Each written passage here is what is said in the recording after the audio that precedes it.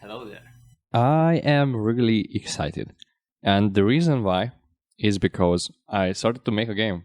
And I know it's surprising because I don't really have a background in game making. But luckily, I don't have to because Unreal Engine is just a beast and it lets me do everything I want with minimal knowledge about game making, which is fascinating. Following tutorials on YouTube and trying to understand some basic stuff can get you really far. So I'm playing this in the editor, which means some stuff will, be visible that won't be visible in the game. Also, everything is just a placeholder. So please don't think the mana potions will look like floating spheres. Having said that, let me show you how far you can get with minimal knowledge about game making. First off, I wanted to create a 2.5D game because I love this style, and it throws me back to the good old times when I was playing these kind of dungeon games. So here we are. We have a character that is sort of a mage, so she has spells. And the systems that I made here is, for example, level up system, which you can see here. If I pick this little cube up, then it's going to print a 1 on the left-hand side, which means that you have 1 experience. This is basically an experience point that you can get for killing enemies and stuff. If I pick up another one, that's 2. And if I pick up everything here, then you can see that I picked up 10, and for a split second you saw that a little 2 that was printed out. That means you leveled up and you're level 2 now. I don't have a widget that shows up when you level up. I'm gonna do that later. And if you pick up another experience, then it's zeroed down, so now it's again 1. So every 10th experience points you're gonna level up, which is really cool, and it was really easy to make. These floating spheres and cubes are mana potions and health potions, which means if I have, let's say, half health, then I can just pick up a cube here, and it's going to just refill some of my health. So yeah, obviously, if you're full health, you can pick it up, and you can't go above 100%. Same thing with the mana. If I have like half mana, I can pick some things up here, so that will refill my mana. And if I'm on full mana, it's just going to print that you're full mana. You can do that. Let's get into the magic system that I created. It's again a really simple, just a +1 -1 system, which means you do something that is going to get a value and going to add 1 to that value or subtract 1 from that value. So it goes like this. On the left click, you have a fire spell, which is going to, light things up, light it on fire, and that's going to be effective against like wood and stuff that can burn. So like it goes like this. And as you see, the material changed here. So we have a system where if you throw fire at something, it's going to change the material, obviously, because it's going to like have cracks and burns, damage and stuff like this on it. And if you throw a spell, it's a water spell, it's the right click, so it's going to cool the object down. Left click, you light it on fire, light it again on fire, and you just extinguish that fire with a water spell. Let's say it's made out of wood. So now if I light it on fire, then it's going to get weaker and weaker, which means if I light it on fire again, it will have some damage. So now, if you pay close attention, it has some damage already, the object itself. And now if I light it on fire again, that is going to just break some part of it. Now obviously you can't still go through this object because it's not completely destroyed. But let's just throw another fire on it, another fire spell on it, and it's going to completely break. This was the first obstacle, and this kind of obstacles will be in my game, where you have to like reach something or a secret place or some pickups and stuff, and there's an object that you can light on fire so it can break. So this is a really simple system again. This little box here that you see is a checkpoint, and the checkpoint is, we don't have save game yet. We just have checkpoints. Save game, I still have to implement that. The checkpoints are really fun because it's really easy.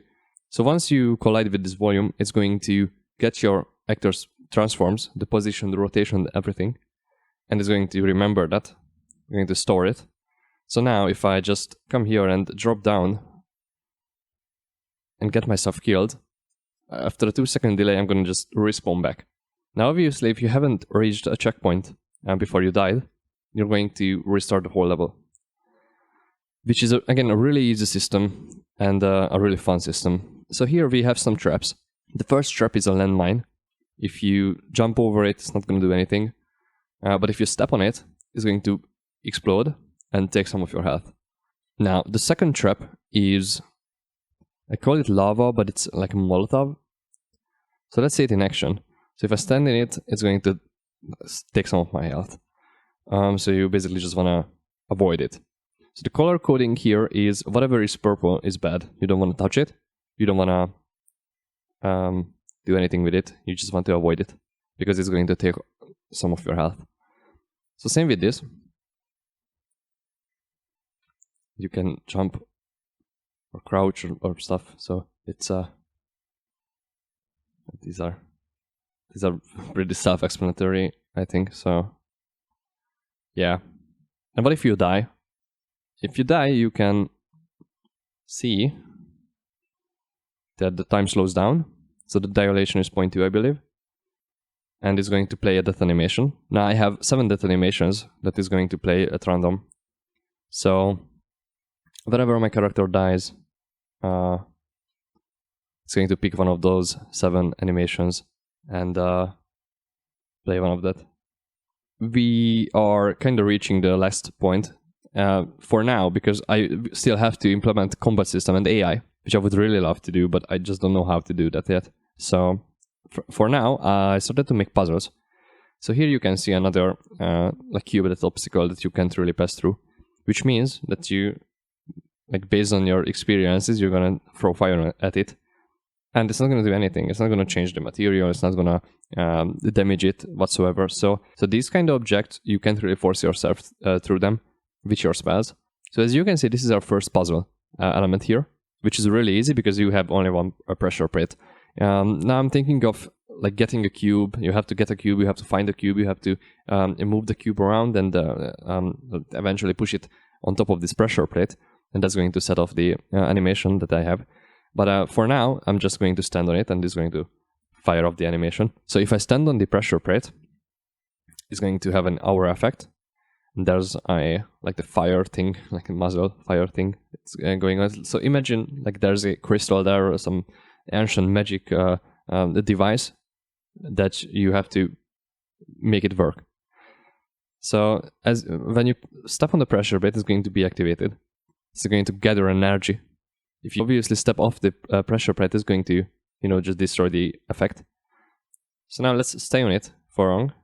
It's going to gather some energy, and eventually it's going to just blow the thing up here, so we can pass through it. So yeah, this is the state right now. And if you just reach the end here, it will just give you a level completed widget. It will just throw you into the main menu, which I haven't started to make yet. Also, let me show you something else. Let's say you're in combat with the imaginary AI, because I don't have that yet. So you're in combat and you're about to die. So your health is pretty low, as you can see, but you have a lot of mana. And this game is going to be around mana management, because everything costs a lot of mana. And you kind of have to think about the combos that you want to do, because some of them will be affected against one type of enemy, and some of them will be affected against the other type of the enemy. So you have to think about what combos you want to do, because you have limited mana, obviously. So mana will be a huge thing, but if you're in a really big trouble, then you can press R, which is the Enrage mode that I implemented, which will increase your health over time. It's kind of the opposite of the Molotov here, or the lava here. So it's going to increase your health over time. It's going to take a fuck ton of mana, so you can't really use combos there, just the basic spells you have. But you will move faster and you will jump higher. So this is how it looks like. So this is my base movement speed, and this is my base jump height. So if I press R, it's Enrage. It took a fuck ton of mana. My health is regenerating, so I'm basically just unkillable right now for 10 seconds. And this is the height of the jump right now. And now it's over. So now I again take damage, and I still don't have any mana, and I still don't. And I got back my original move speed and jump height. So this is it basically. This is I'm still working on it. So this is it. I'm still working on it, and I really hope you guys enjoy this session. And this is again with minimal knowledge, and it's fascinating, to be honest. So I really want to work on this project like more, and I'm really hyper fixated on it right now, and I really love it, and I want to make this shit happen. I have one close friend of mine, and we were just brainstorming about like, you know, game mechanics, story and stuff, and we got some pretty good results, I would say. So I'm really excited. I really want this to happen, and I don't know if it will happen, but I really want it to happen. So I guess I'm making a game. I guess I'm a indie developer right now with an indie company called Sunny Content Map Productions. Yes. So yeah, thank you for watching. This was it. This is what I wanted to show you right now, and I really hope you guys enjoyed. If you have any questions, if you want to know how I did some things, then just feel free to ask it in the comment section, and I'm going to just maybe just reply it, maybe make a video on it, maybe send you a whole link where you can find like guys that I learned from on YouTube, tutorial videos and stuff. So yeah, please feel free to give me ideas in the comment section, because I'm really passionate about this right now, so I might make some of those happen. So yeah, this is it.